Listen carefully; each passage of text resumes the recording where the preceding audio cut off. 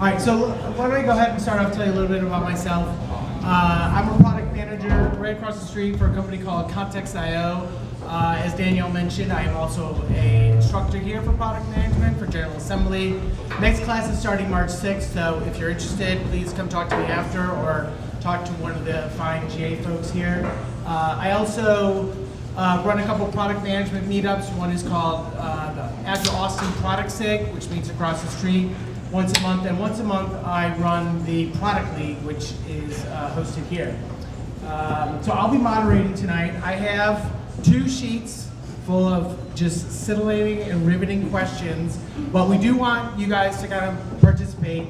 I'm trying to figure out, do you guys just want to scrap the whole set of papers and just let people raise their hands? Sure, that's fine. Yeah, we're all adults here. Post-it notes. We like post-it notes in product. Just write your question on a Post-it note, come up and post it on the speaker which you want to answer. Seems like a perfectly reasonable way to go. So, all right, so I'm just going to pass the mic down and let the panel introduce themselves. Perfect. Hey everybody, I'm Josh. I help lead runner product and growth at a startup here in Austin called Favor. Who here knows about Favor? Yeah? You're all customers, right? Yeah, brilliant, awesome. All right, so I help lead the runner side of the org. So that's all of the tools, the technology, the things we do to help find the people who do all the favors for you, help build the products to support that. Before Favor, I was at a startup here in town called Sparefoot. I've been producting for a long time before I knew there was a thing called product. I think my first startup was '98. I built a golf e-commerce marketplace. That was an interesting thing to do in 1998. It took us a year to build a shopping cart. Be thankful for what's possible now. But I'm really looking forward to talking to all of you about the product team. Hi everybody, my name is Rob Feinstein. I've been in Austin for about 2 years. For most of that time, I was the head of product at Outbound Engine. Outbound Engine does the email and social media marketing for local businesses. And I came here because that speaks to what I have done in a lot of different environments over the years in product management.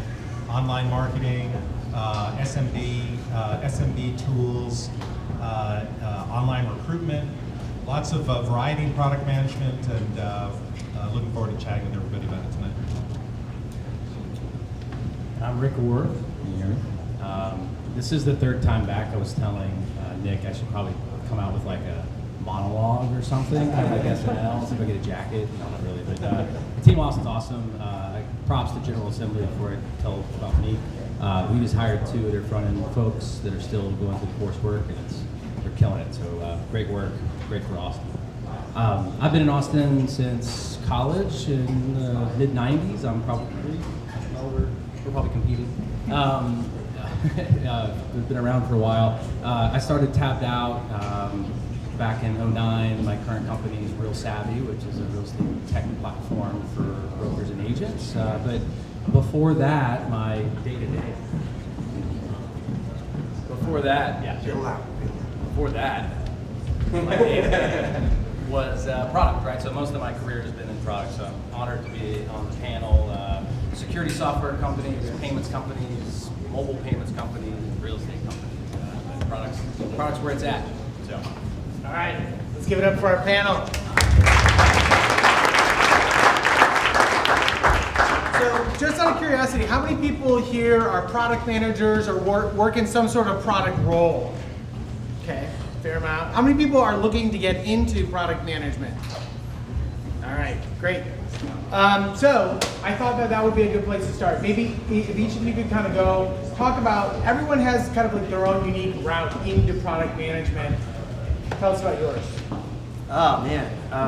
All right, so 1986, my grandfather led the team that developed mainframe DOS for IBM in the 70s. My dad wrote for Byte Magazine from 1980 to 1984. I grew up around this stuff. So 86, I'm a kid living in Paris. My dad's consulting in Paris. And I wrote this article in French saying I wanted to be a computer professional when I grew up. I have no idea what a computer professional is. Still trying to figure that out. But what I did realize was that I was bad at being a programmer. I think I've completed something like 16 introductions to programming language, like books or online classes. I make it through about 2 like exercises or chapters. I've done lots of Hello Worlds. I'm really good at that stuff, but I am like just not that person who's going to figure out how to tell the robots what to do. But I love creating things, and so I think I like discovered that there was this thing called product management. Again, if you go back to like prehistory of the interwebs, you know, first startup 98, like that was not like, I think the phrase product management would have applied to other kinds of industries. It wasn't really a thing that you guys would all do. Yeah, it was very like a very engineering kind of oriented, like a very serious business. And so I don't even think I knew what product management was until maybe 6 years ago, 7 years ago, like at max. So what I discovered was I had been doing product management, which was basically, you know, being the guy at startups and companies who helped engineers and people understand why we were doing something, and tried to help them figure out, kind of give a lot of context and try to understand customers, and that this was a real thing. So it's been this great discovery of mine that this thing, being a computer professional and kind of loving the idea of building and all of this, that this is a real job that you can have. So yeah, I'm actually very envious of you guys that you can go through ways of learning this in a more structured way, because I learned it in all sorts of horrifying ways. And now you have all these great approaches. So I guess I would say like I accidented my way into product management. That seems to be the answer that most people that have been doing it for a while. Yeah. I mean, I stumbled into it as well. Yeah, I don't know how I tricked the world into paying me to do this. It's amazing. It's awesome. How about you, Rob? An accidental journey. I started in the newspaper industry first as a journalist, and then working in business side ventures at the Los Angeles Times, and in advertising, which was a really interesting window, because the world of advertising was beginning to change, and the world of online was really beginning to evolve. And I got tapped to get involved in a joint venture company that the newspaper formed with a telephone company in California. Pacific Telesis is what it was called at the time. And they had what turned out to be a really forward-looking idea that yellow pages on paper and classified advertising on paper would be very different, and perhaps with a lot more crossover in a digital world. So I was part of a group that was tasked with what we didn't realize was a product management exercise at the time. But the idea was, we'll figure out what these things might be. And one of the outgrowths of that turned out to be one of the very first online yellow pages. And from there, I was hooked and got involved in a series of other companies. And it took a while to actually have a title that was called product. I had a business development role, which turned out to be developing subscription services and a few other things like that. So it's by accident. You dive into it. We kind of made up a process as we went along, and stubbed our toe a few times, but figured it out. Accidental journey, right?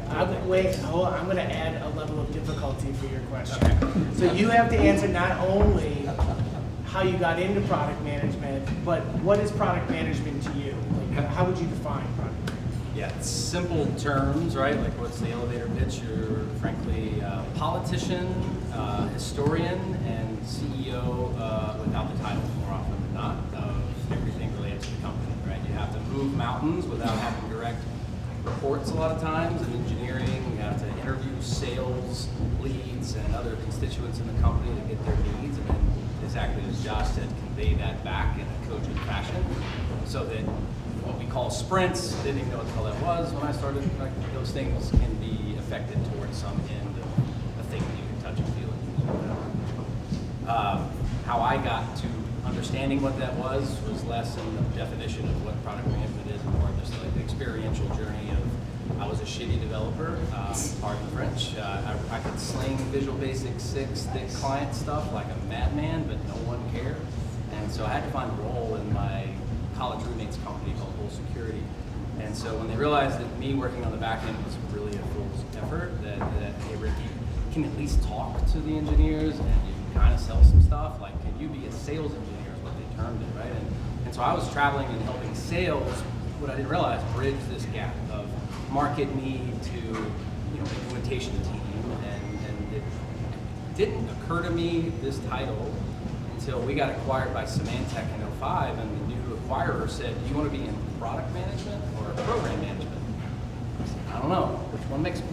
So I went to product management. But it's been like, it's amazing, right? It's like, as more of the last 8 years in more of a CEO role than that, like I can cross-functionally communicate, right? Like it's such like the, I guess, mailroom equivalent to business building, and to be that much of a focal point of business. But it doesn't come without its strife and stress, which I'm sure will be a large point of the discussion. Shitty engineers, like that's how I got into product management too. So, but I think you made a really good point about the fact that it's a difficult role because you have all the accountability and you really don't have a ton of authority. Like at my company, like I am nobody's boss, but I'm responsible for what everybody at the company is building and how successful we are. So product managers are often referred to as the single next to ring. So I'm sure that really entices a lot of you people who are thinking about getting into it. It's a hard job, but it's easily the most fulfilling job that I've had. So why don't we talk a little bit about the roles, the responsibilities. I know you touched about some of the responsibilities of product managers, but I'll let Josh kind of continue that. Are we using this now? Yeah. That's what we're doing? Yeah. I think we're good. Responsibilities of product managers. All right. Well, I don't know how I feel about the CEO phrase. Like I have a lot of feelings about this idea as to whether like the product manager is like the CEO of the product or not. Because it implies something. I think it works, but I this is where it is a big difference, right? Our job is to figure out how to get everybody kind of pulling on some solution, right? And hopefully the right one. And so I'd say like one major responsibility is we've got to really understand our customer, right? And hopefully in understanding our customer, we do a slightly above average job in figuring out what we ought to do to meet our customers' needs more effectively, right? And there are all these sort of camps then as to what you do to understand your customer. There's, the super scientific kind of approach, which is, like rigorous, deep studies, all the way down to the sort of ad hoc, like I have this feeling we should build this thing. I probably on the spectrum of that, kind of a more on the, intuition but validated with learning versus kind of trying to tack our way to ideas through all sorts of sort of research to get there. But with that said, I think our main job is to be able to deeply understand the customer.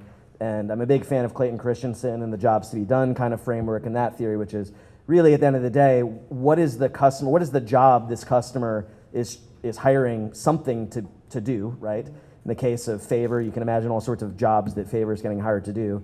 And how do we make us the choice, right? How do we get the customer to choose us? That's what's so cool about product, right? Because at the end of the day, we win or lose on the basis of whether the customer chooses us. In order to build something that people will be likely to choose, we have to really understand the customer. So I think like mostly my job is split between trying to really understand the customer, and then the second thing that I would say is critical in this deal, very underrated in product land, is really being able to help engineers want to and actually understand the customer as well. Like it is a bad idea if what you think your job is as a product manager is to like deliver requirements to engineers. Yeah, they get to figure out some things, but like my job is to like tell them what we're gonna do and like be very prescriptive.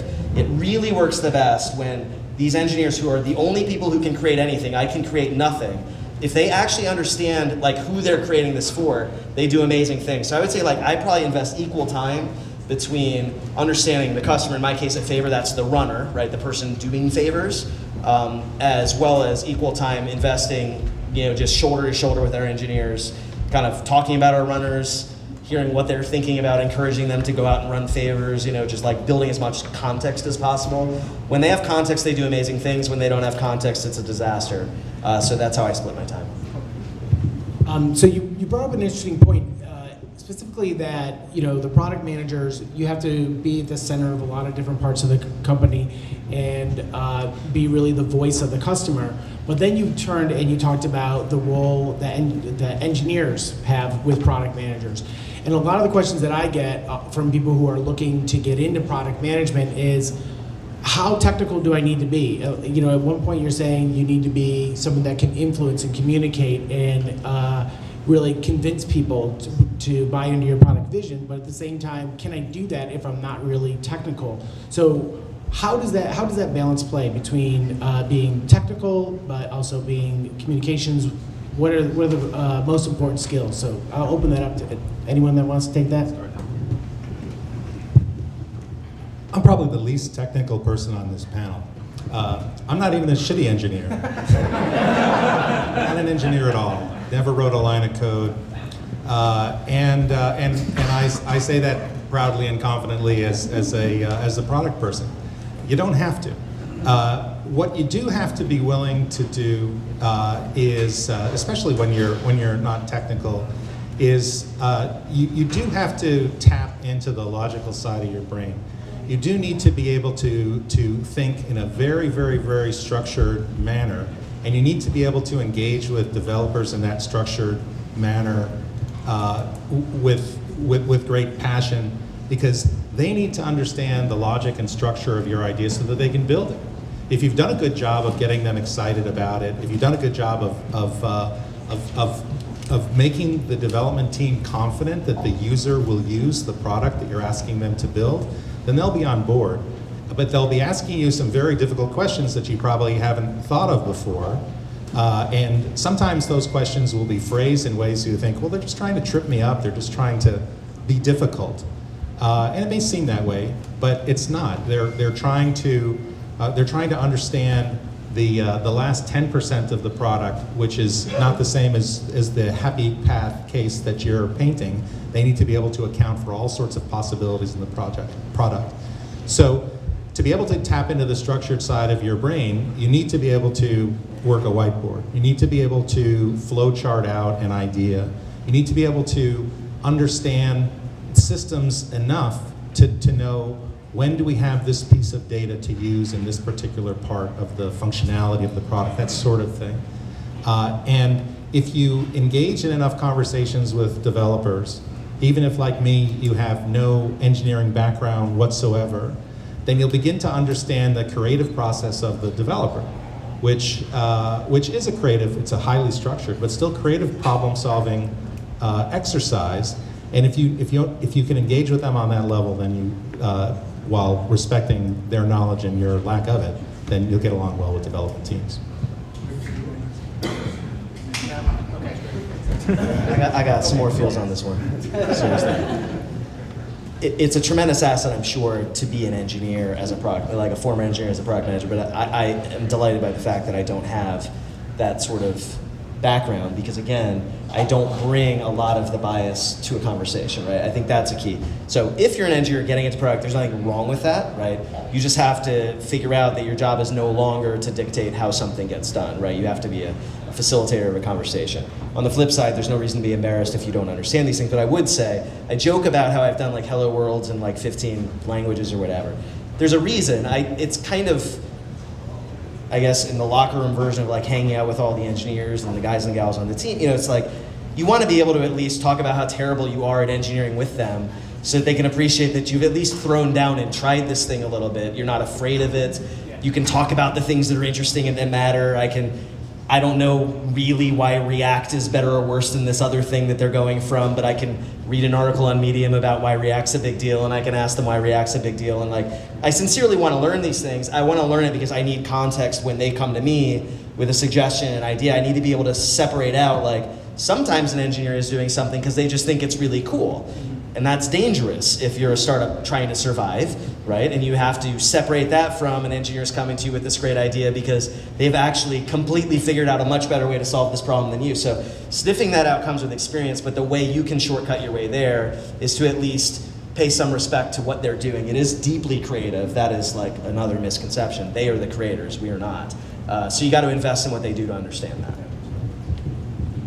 Yeah, I totally agree, and I often advise the students here at GA and that you don't necessarily need to be technical. You need to have some technical aptitude and be able to get up to speed on, okay, what is the difference between this database or know a little bit about cloud technologies. I liked your locker room analogy. Like I sometimes I do feel like I am just like the manager of the team, and if I have to go and pick up all the towels, because I don't know how to play basketball, but like I know enough about the game to appreciate the athletes. But definitely in the end, probably the biggest rule, just let them figure out the how it's going to get done. That's why you paid them a lot of money, and that's their expertise. So, any questions from the crowd so far? All right, very good. Yeah, I had a question for Rob. He's talked a lot about like structured thinking and how devs try to cover all their bases. Like, do you use any kind of tools apart from the whiteboard to like organize your thoughts yourself and then to present them to devs, and then after meeting with them to make sure everybody's on the same page? Like, you just do it on your head or whiteboard? Quick answer, no. Can you repeat it? You gotta repeat the question. Quick answer, no. The question was, other than the whiteboard, are there specific tools that I might use to be able to communicate ideas to developers? There are tools out there that are kind of in the nuts and bolts of how product people communicate with developers. There's one, I think it's called Puppet, that some of you may have worked in, which, if I'm identifying it correctly, is there's a product out there that does what I'm describing. That where product people write what you may have heard the term user stories.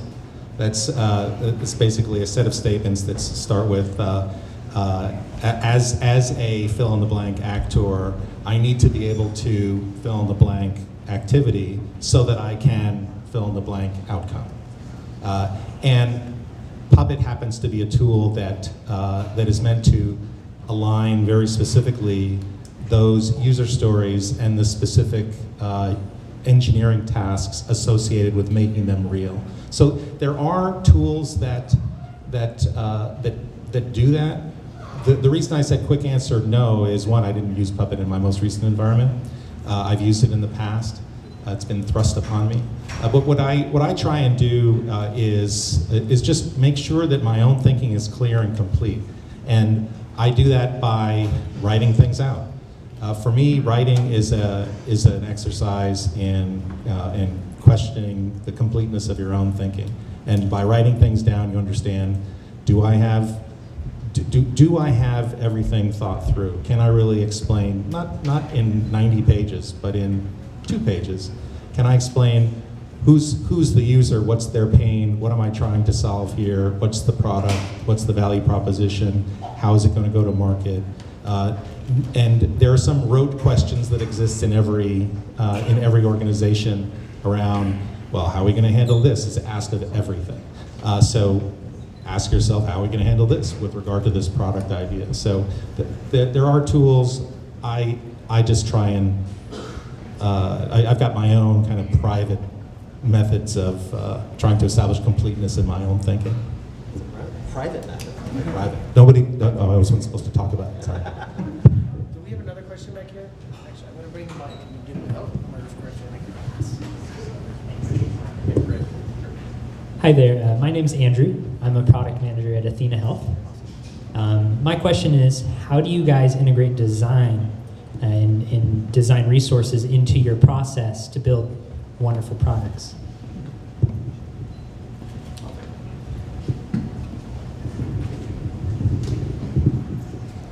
So, RealSavvy, maybe sadly, now that I know the difference, is the first time I've had the opportunity to have like really talented design assets early in the company. My co-founder is an exceptional designer, and a lot of credit to where we are goes to him. What I've learned from him, and if given the opportunity to go do a new product at another company someday, is how critical it is that I didn't quite recognize, right? My stories were written, and caveman drawing on whiteboard, my handwriting is atrocious. I learned a little bit of sketch, and I found a power in my words through a supporting imagery, right? And to kind of go through, not flowcharts necessarily, but like a simple, again, mock-up with enough story backing for happy path, meaning this is what I'm so excited about. Like the worst thing is what you said is, well, what are we gonna do about this? those are the ones you need to spend probably 60% of your time on. You know how to tell the story of something cool. It's like, what happens to the million users that are going to be getting the new version of the new cool thing? Are their accounts in place, and whatever else? So we use Sketch really heavily in our early kind of producting, like that, phases, and it's for us, it's a critical element, but I have to concede it wasn't something I realized until practice, how important it was. I just want one other comment on tools, sorry. For companies, tools have helped us in many cases, but more often than not, they've been massive distractions, right? Like, until the people are doing the right stuff, the tools are worthless. We've tried, now we are effectively using Asana and Jira and a host of other things, and Sketch and all these things, and we're sort of filling a process through of 2.5 years, but I can't say that the next company I would go to, any of those tools would be appropriate because I don't know the people, right? Like, if you don't adopt the process, which is a lot of times sort of driven, at least the momentum comes from product, pick a tool later, right? Honestly, like, it's shocking to me how close Silicon Valley is to reality. When they had the Post-it note burned down on the whiteboard, I was like, that's right, that's it. That's the way you do this shit, right? Like, just keep it simple, stupid, for a while, and then when you get a few people, you need better stuff, right? And like, people build awesome tools out there for these particular problems, but like, don't worry about that too much until you have enough figured out. Like, get a product out probably first, but.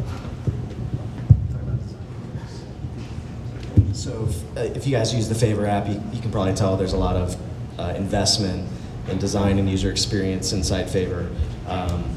We have a team we call the Ducks team, Design and UX. Their job is to probably know the customer even better than the product team. They do user research, they go out to interviews, they do a lot of sort of low fidelity design, experimentation.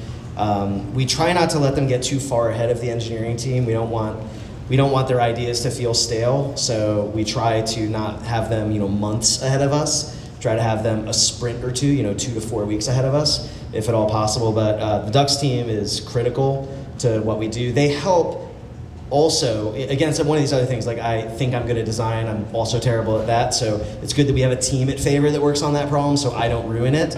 But in all seriousness, like, design, UX are critical, and they're just like engineers if they work right? They need to understand the customer, and they help find problems in the idea before the engineers find the problems.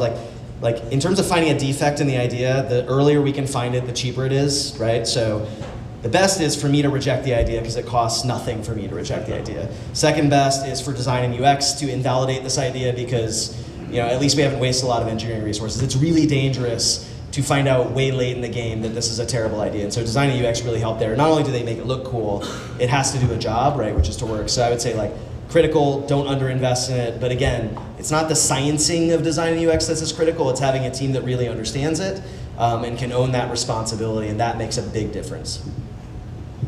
Awesome. Okay. Any other questions before? Okay. We're gonna do one more. You're gonna have to come I'll up. project. Okay. Josh, one of the things you mentioned that's such an important part of a product manager's role is knowing the customer. And I think one of the things that the tech industry as a whole has really been under fire for is underrepresentation due to the homogeneity of, most of the people who work within tech companies. I think looking at the panel. This is a really diverse panel. Yeah, I look at that and see it. And so my question is, how do you remove unconscious bias when you're determining, who your user is, who your customer is, and what they really want? Yeah, that's a great question. Good question, right? That's a tremendous question. There's a lot of inputs, right? I think the first thing is we have to design systems to get information from our customer, right? So a couple things we do at Favor. Like, one thing we do at Favor, strongly encourage any company that can get away with this sort of thing to do, is everybody who works for Favor runs favors at least once a month. So we walk in the shoes of my big customer, the runner, right? But we also use Favor as consumers, right? So one, we get a nice representation across the entire company, at least as to all the various things that you deal with. But in terms of designing feedback, we design feedback into our systems.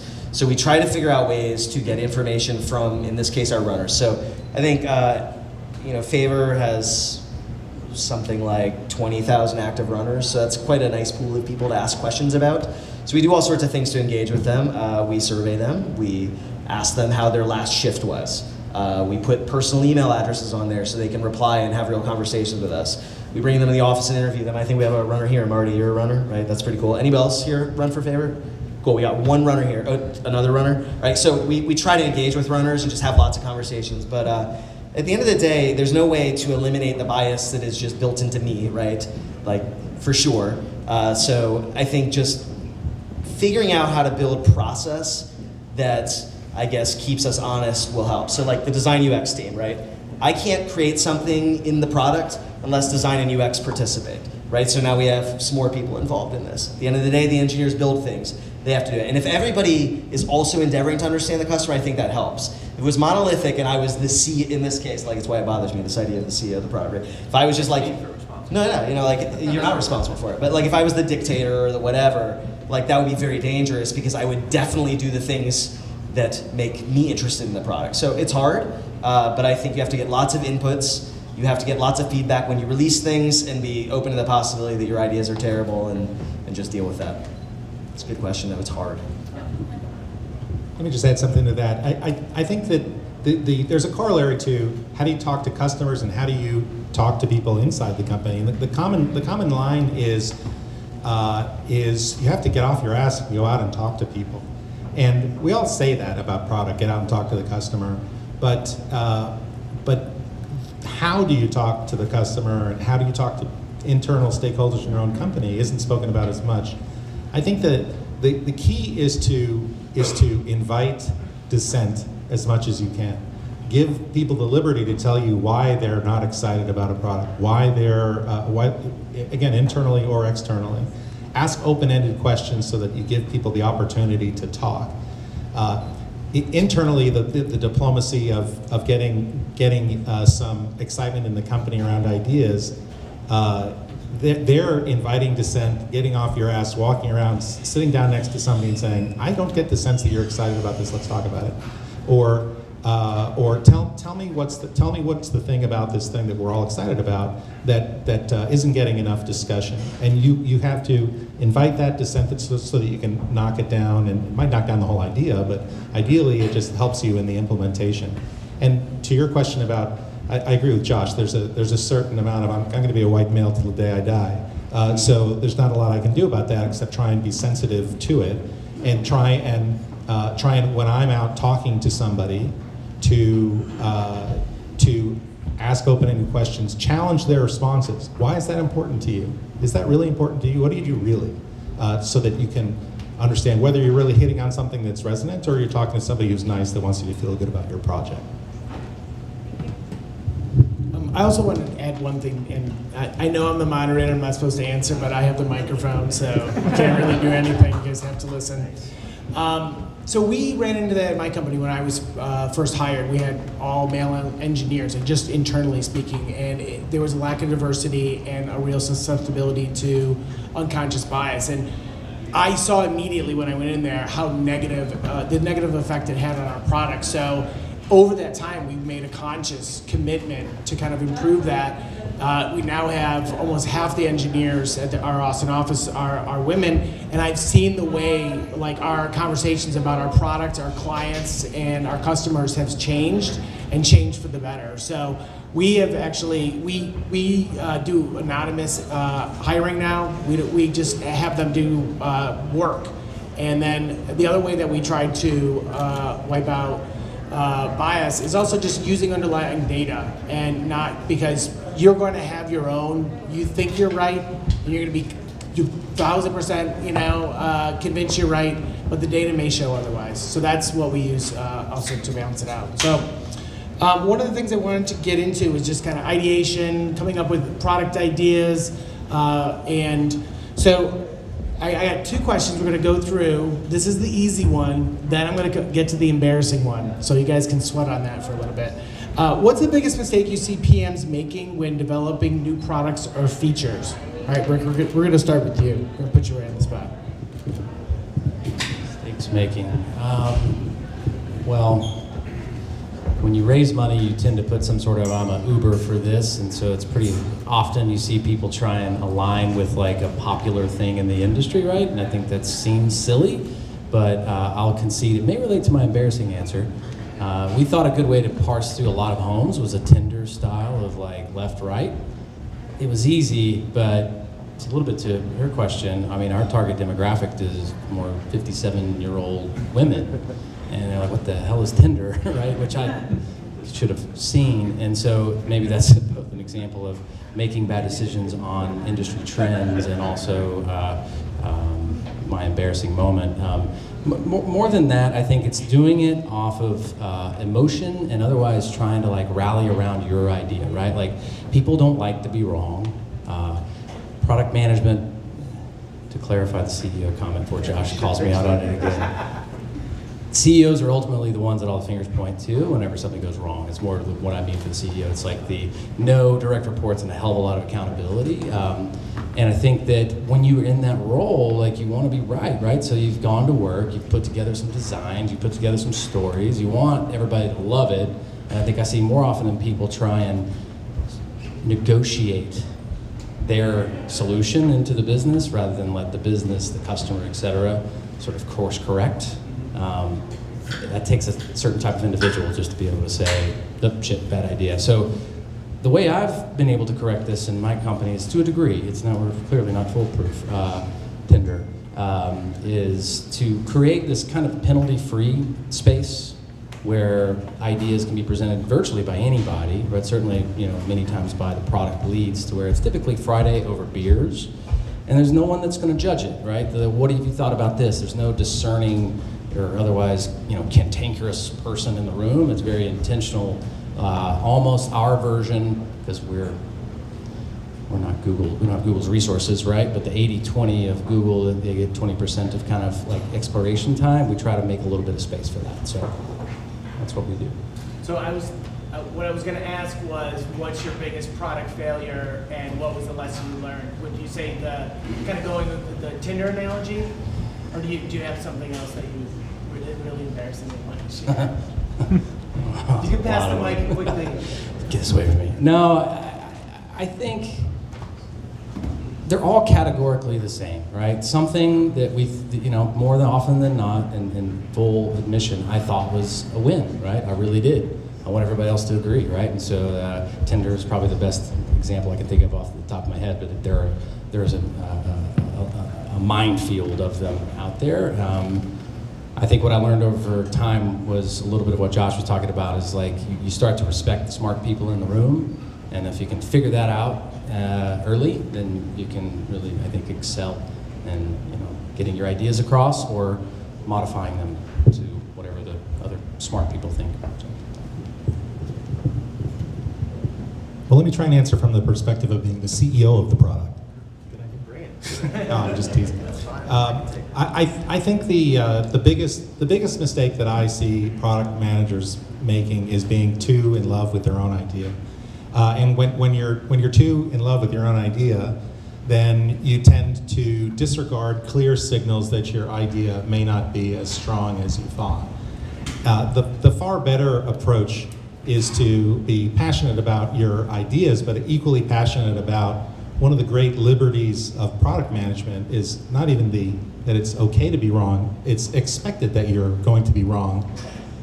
But the expectation is that you will recognize those mistakes quickly based on some manner of data, not always numerical, but often numerical, and have the ability to adjust. The great grand vision for your product is almost definitionally at least somewhat wrong. So the key is to learn how to adjust. Embarrassing moment? Yeah, bring it. Boy, I messed up with that one, and that's where I learned the lesson. I was at a company called Business.com. Business.com was a B2B services directory, and it was a business model like Google, not like Google in many other ways, but it was like Google in that sense, in that if you made a good innovation today, you make more money tomorrow. But if you made a bad innovation today, you make less money tomorrow. And the tale that I will admit to is I ran a project. All our projects were named after California beaches. So this is called China Cove. It gives me goosebumps to even think about it. So the China Cove project was a grand redesign of the website. Absolutely beautiful. Far cleaner organization and taxonomy of everything on the site. Very clean paths to get to information quickly. And I was at the launch party, literally holding a drink in my hand at the launch party, and someone came up to me and said, "Rob, I noticed that some of the metrics, whatever they were are dipping a bit. I'm sure it's not a big deal, but they're dipping a bit." And it turned out that was the tip of a very ugly iceberg. And we ended up, within a day max, rolling back the entire thing and investigating Dave and trying to figure out what the heck went wrong. So the lesson was, don't be willing to react like that. Also, hold the launch party 2 weeks before launch. That's when everybody's still really positive about things. That might be the more important lesson.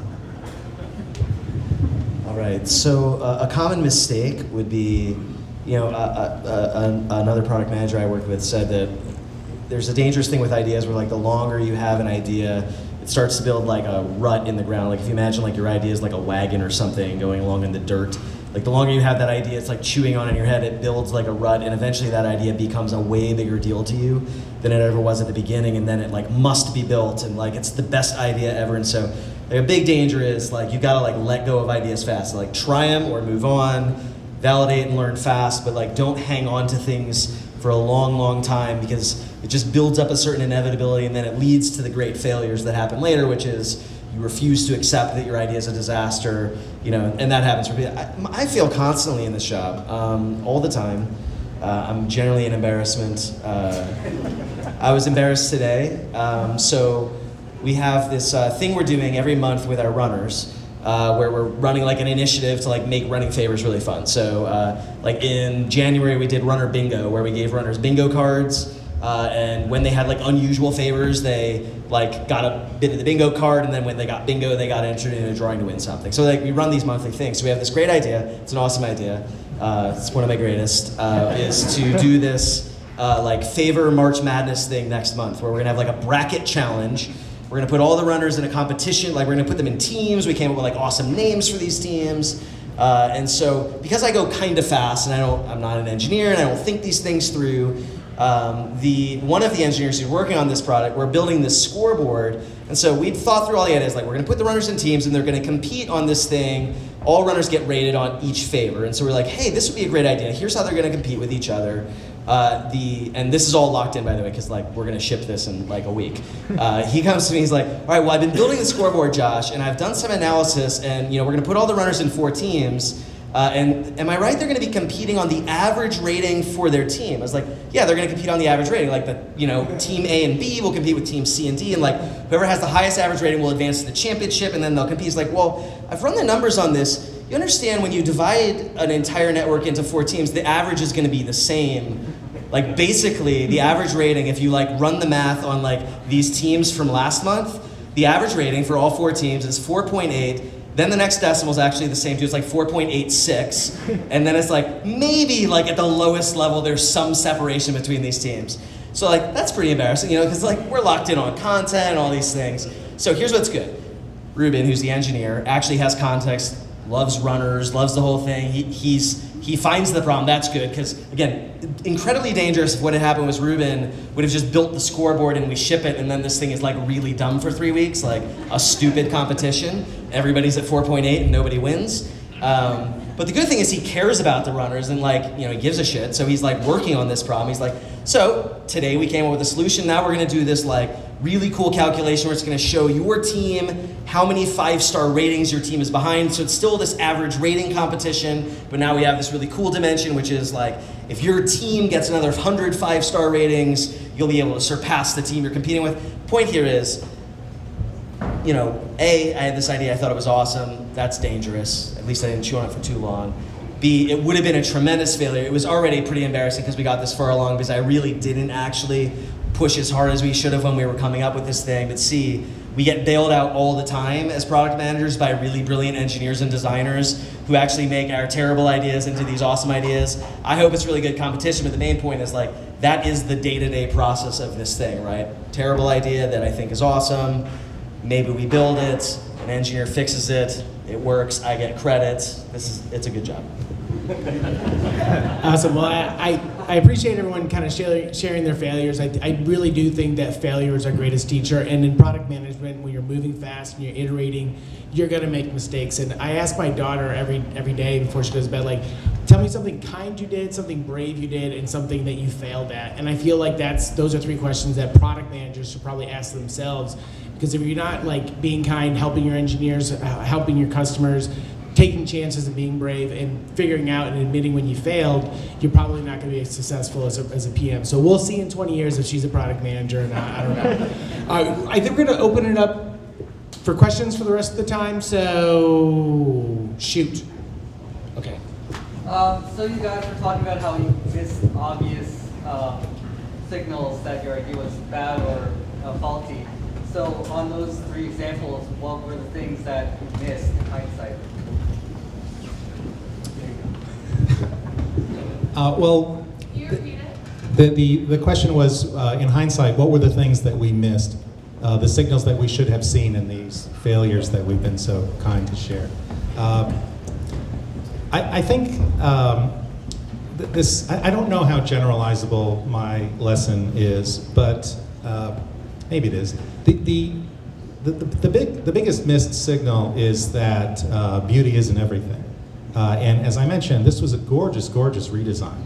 And it was arguably very functional as well. But the core business and the reason that we were able to see the faults in our ways so quickly and easily is that the metrics are most telling.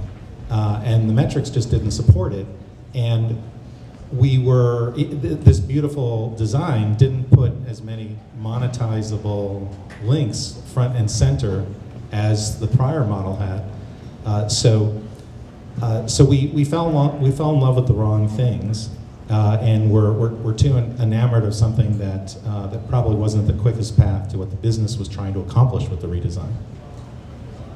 Another question? We'll kind of do rapid fire, make sure everyone's got a chance to ask. So, you guys have kind of already talked or touched on this subject, but to what extent do you guys use data, specifically like surveying tools or like A/B testing to validate those ideas? And that's the second part to this question. If you guys have seen the industry change for quite a while, like where do you see the use of data in your role in the future? Got it. So the question is, to what extent, how does data drive our decisions? How do we use frameworks like A/B testing to validate, and then where do we see things going? Exactly. Cool, sweet. A lesson we give a lot at Favor, it's kind of a common thing we talk about a lot, is the idea of a dinner party test. If I invite maybe 20 of you to my house to a dinner party, and 10 of you trip over my doorstep coming into my house, I don't need to run a statistically significant test to ascertain that I have a problem with my doorstep. I think a lot of the product decisions we make, we do not need massive volumes of data to get a good indicator that we have a problem with our product or an opportunity. It doesn't mean that A/B testing isn't significant and important, but it means I don't think a lot of the decisions we have to make on a day-to-day are driven by a need to prove before we build this thing. With that said, we hold ourselves accountable to the impact of our changes wherever possible by measuring it, right? So while I don't have to, at Favor, A/B test my way into a product idea, I do have to be able to validate that in fact my idea was not destructive, if at all possible, right? Now the challenge is, can you get enough impressions? Can you get enough data out of this test to know? So we're pragmatic, right? We don't A/B test everything, that would be stupid. But we A/B test important things, right? And so we balance, right? But most of our A/B testing is not to create an idea, it's to measure the impact of something. We don't get to our ideas typically at Favor that way. The other thing is just to be generally careful with A/B testing, you have to stay true to sort of your ethic around the product. So we don't want to monkey around too much with the core experience. We don't want customers to get angry that we A/B tested them on something that was just, not friendly or not right. Same with runners, they're real human beings who depend on us for things. So they're not a lab to experiment on, right? We want them to succeed, and so we need to test. But so just be mindful about that. As to where it's going, I think it's always a challenge to balance these things. I think there's just a spectrum of how people product. At the end of the day, data is the ultimate arbiter of whether it is working or not. but that qualitative experience, that sort of dinner party example, matters a lot too. I think if both those things are coming together in a good way, you're moving the product in the right direction. If one or the other is not happening, then you're in trouble. So that's my take. More questions? I was wondering, how do you make the difference between a bad idea and a bad execution? Bad idea versus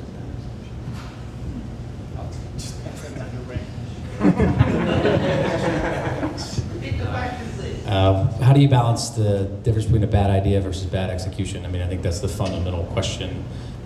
If you don't have implements to measure along the way, you'll never know if it was a bad idea or bad execution. Clearly, if you don't get it to market, it's mostly bad. Well, it could be both. How do you, it's like, I think Josh hit it pretty well, right? Like, I mean, if it's an idea that's going to disrupt your core user experience, it better be damn good, right? Like, as much as Apple is like the anointed one to have adjusted our behavior around how we touch buttons on things, right? Like, we're still a learned behavior society. And in Favor, which I've used copious amounts of times, I know where the buttons are. Sometimes I'm coming home from the bar and it's very important that I know where the buttons are, and I'm gonna be pissed off if I don't know where that button is. Just kidding, but so like, I think bad ideas that impact the core product are kind of like the ones you have to discern really closely. But a little bit to your question on how did you know when things were going awry, it relates to this, right? So we built a company that was trying to be forward thinking on how we could fast fail. Like, if there's something I've learned in 4 of these things, is prepare yourself for failure, because it's clearly going to happen. What I was most impressed with was not my idea. I was most impressed with, a lot to what Josh was saying, how the team reacted. It was one Apple iOS release, the data wasn't there, and we completely fixed it in one further patch. Now, back then, it was like a 10-day Apple review process, right? So it like felt like forever for me, but I think that's how you help yourself. Don't screw up what's working. Look to evolve it, but don't screw it up. Focus groups, that's where you invest the time in A/B testing. Like, if you're gonna make something material happen, do the work. But if you want to try something, build an organization, build a product, build a culture. It's like, look guys, no one's going to be not hanging out with you over Friday beers if your idea is wrong. Let's just put it in, see what happens, and then pull that sucker out if it's bad, right? And like, it's a cultural decision. That's why I think tools and all those things will never identify how you do that. The people have to get around that idea, and the leadership and the product, et cetera, have to kind of drive that ship. All right, we have time for one more quick question. Who's going to be 3, 2, 1? As you guys are growing your teams, how do you get employees quickly brought up to speed on what you're trying to accomplish? Particularly with the user. Seems like sometimes you have to almost have a lot of history to be able to have that ingrained in you to then make good product decisions. So how do you guys as leaders think about that? Just have one quick comment on that, and that's so how do you as leaders ingrain into the culture of the company as you onboard new people? Like, why, ultimately, I think, is that correct?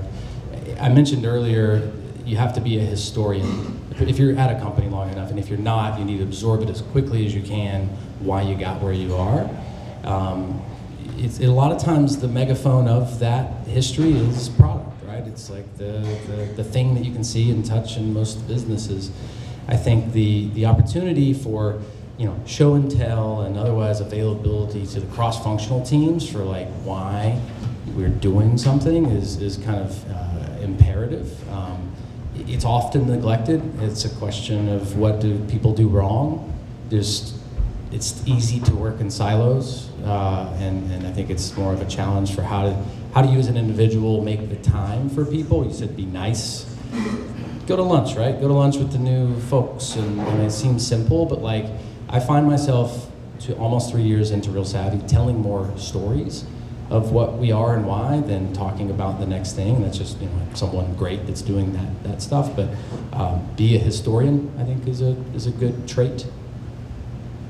But don't be political historian. That's a very important comment, actually. Yeah.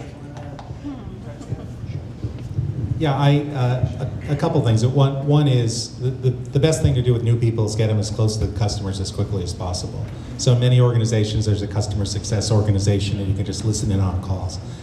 If it's a sort of if it's a product that a new person can be a legitimate user of, like a B2C or consumer product, then they can experience it themselves as well. I also encourage people, any new person in an organization, to take notes of all of the things that they think are messed up, all the things that they're tempted to say. I'm sure there's a good reason for that. I don't quite get it right now, because 100 times out of 100, I've never seen one of these not play out.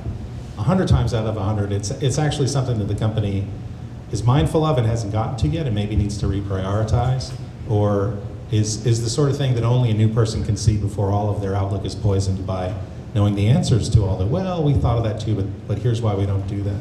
So taking advantage of the purity of their thinking is one thing, and exposing them to customers as much as possible is the other.